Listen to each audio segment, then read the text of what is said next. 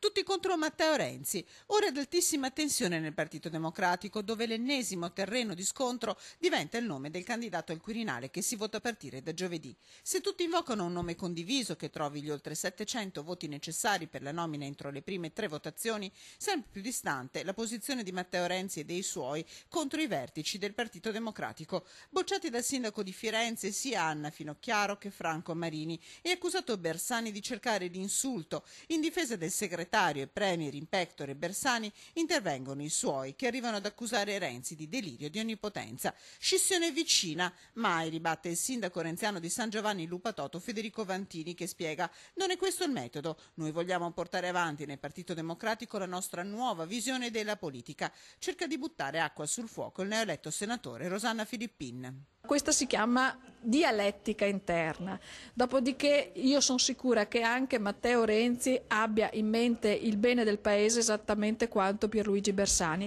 Lontane le posizioni anche sul governo. Da una parte Renzi e i suoi come Vantini che chiedono un governo con il PDL a tempo per fare legge elettorale e le riforme più urgenti per il Paese e tornare alle elezioni. Dall'altro chi l'alleanza con il PDL non la crede possibile neppure per pochi mesi. È credibile la sua promessa di sostenere un governo che affronti le problematiche di questo Paese? In altri termini, è affidabile? Sinceramente fino a questo momento non lo è stato. Perché dovremmo fidarci adesso? Guai a parlare di spaccatura e dialettica all'interno del partito, che certo ha bisogno di qualche paletto in più. Noi non abbiamo bisogno di fare lo streaming perché abbiamo dei luoghi pubblici di discussione.